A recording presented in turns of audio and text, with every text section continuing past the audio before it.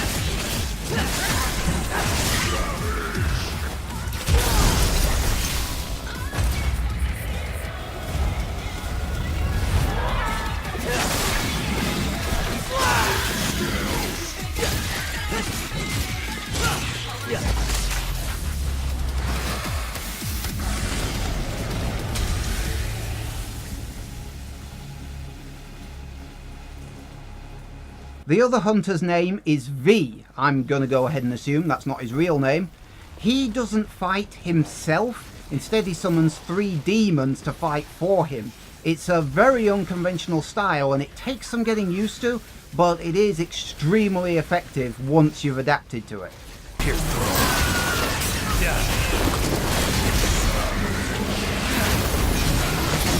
Enjoy the taste of despair.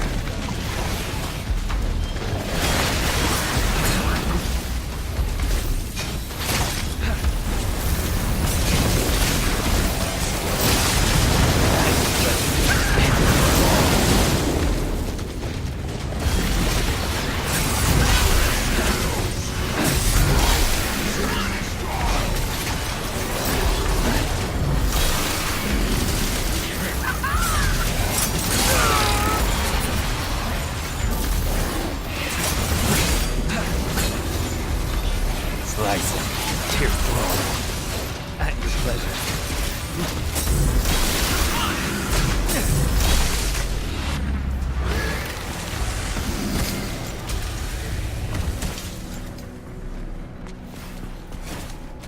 And what kind of demons are infesting the streets? When they're actually on the streets, I mean. Well, there's a great deal of variety in fact, although quite a lot of them use insects as a form. Not all of them, just quite a few.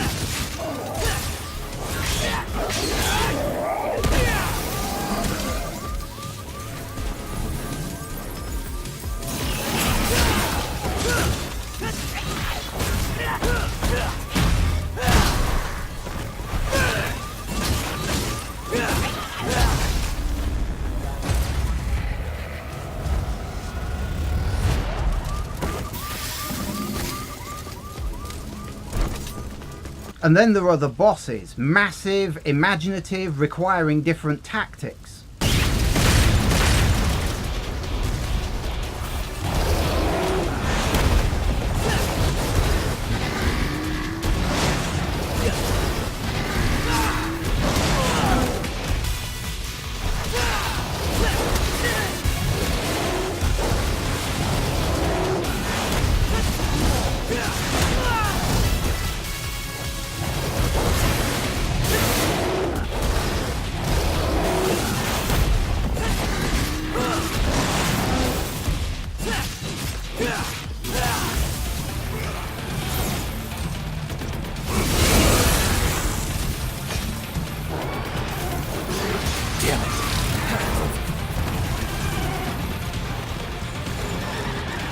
Slice it.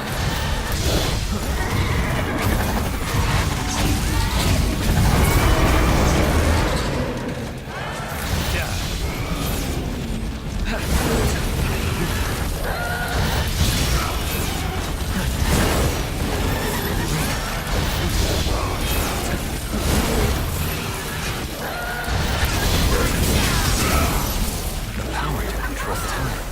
It's quite a horse. Like that was scary. I'm not building already. A rare species, but apparently not quite extinct. Until today, that is.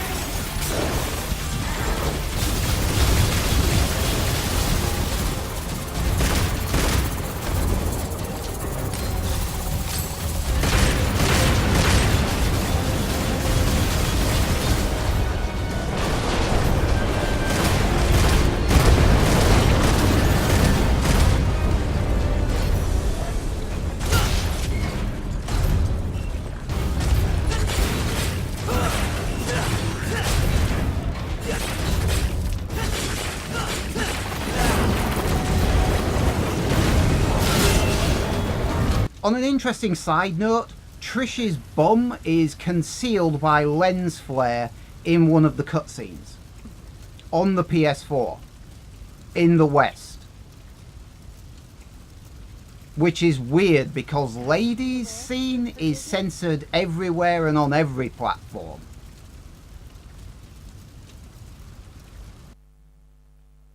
Okay, we're going to take a break. We'll be right back after a word from our sponsors.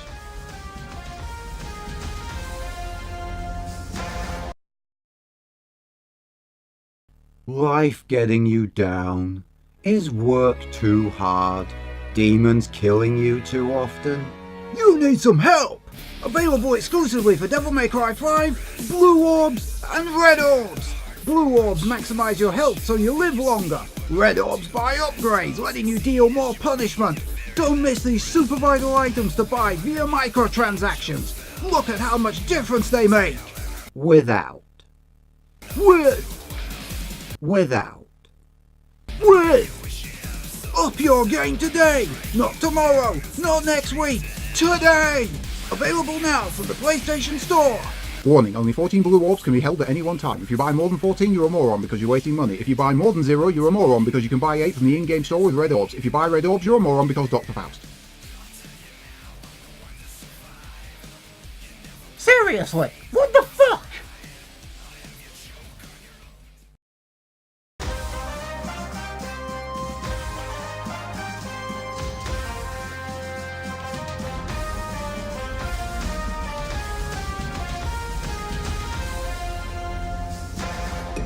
And we're back with this breaking news.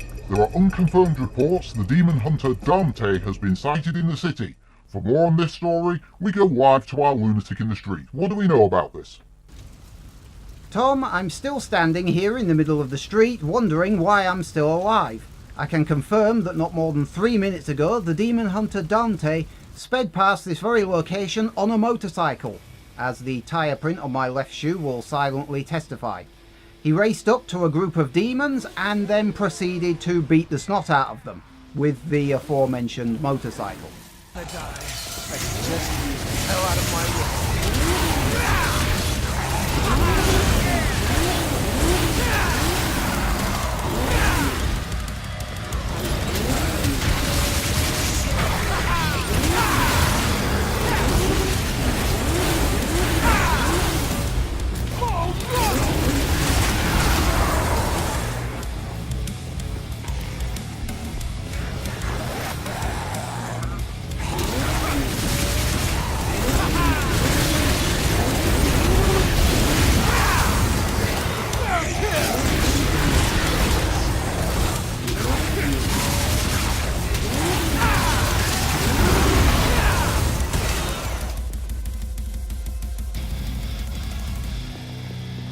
It was awesome.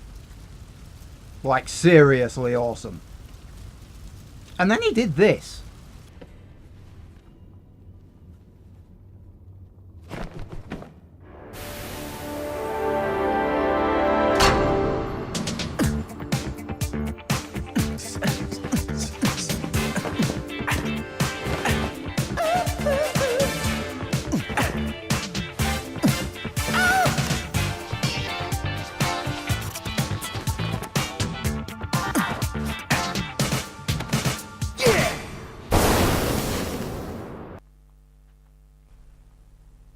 You're gonna have to explain what just happened to me.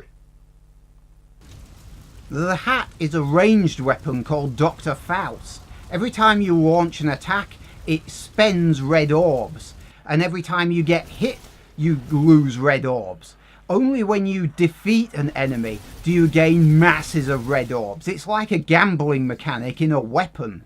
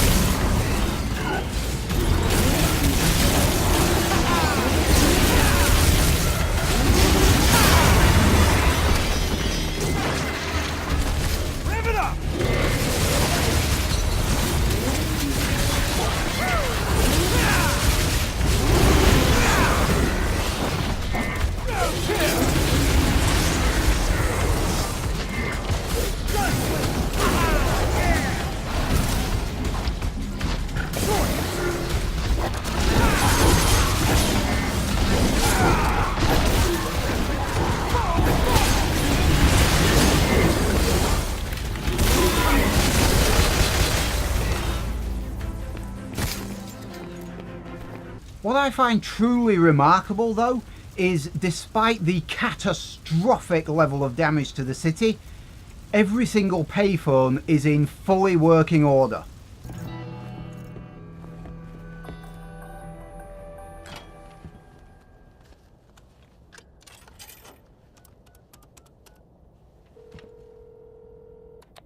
You're up, Nico.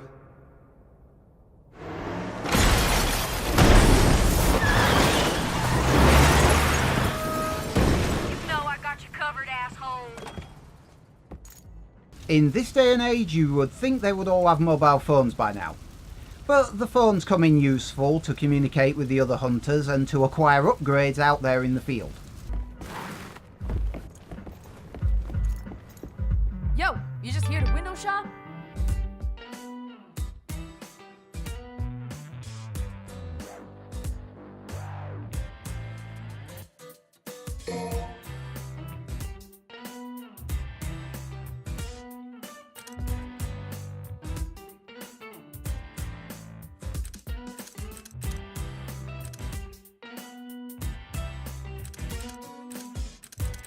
I'm assuming that with the demon hunters having their own styles of fighting, they each have their own upgrades. Yeah, that's right. Each hunter has their own unique upgrades which they have to buy separately. However, Nero is a little bit of an exception. Because he has his prosthetic arm, he can also buy replacements, because in combat they can break very easily. And that means it's always in his interest to take several out with him at once.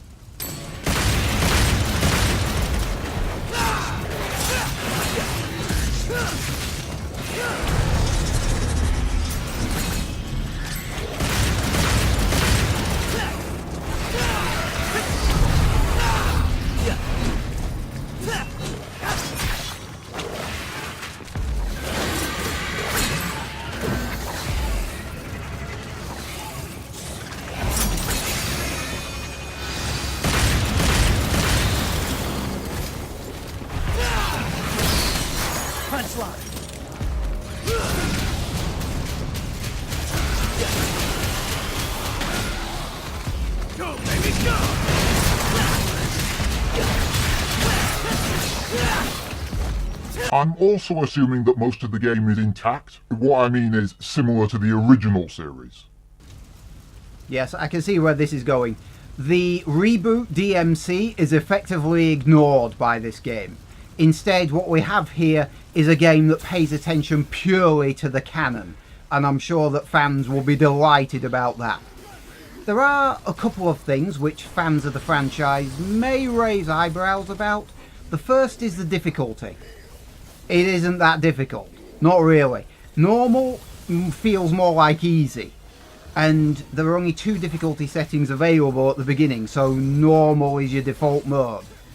The settings do get harder as you go up them, but you have to work to get there. The second thing that fans will probably raise eyebrows about is that at launch there is no bloody palace. Now, Capcom have said that they intend to patch the bloody palace into the game on April the 1st. As far as we can tell, that isn't a joke.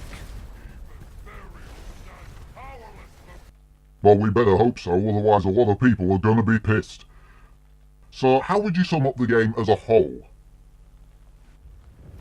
Well, some newcomers to this franchise may be a bit confused as to who is who, because these characters turn up, they do stuff, no explanation really is given. I mean, really no explanation is needed, but if you're wondering about their backstory, there is a video you can watch, kind of like Kingdom Hearts 3, it fills you in on the backstory. But unlike Kingdom Hearts 3, this is its own self-contained story, so it doesn't matter all that much. Fans of the franchise, I think, will be very pleased with this. The only reason I dock this game a point is because the microtransactions, the censorship, and the lack of bloody palace at launch. Apart from that, I'm going to give Devil May Cry 5 a 9 out of 10. I think it's a superb game. Fans of the franchise should already have this game. You should have just got this at launch day, as far as I'm concerned. Hell, even people who aren't fans of the franchise should definitely check this game out. Nero, in particular, he's massively improved. He's got more mechanics than before, and he is more accessible and more playable. If anything, V is now the more awkward one. But can definitely recommend this game pretty much to anybody who asks. Thanks for that, lunatic. You better get off the street before something happens.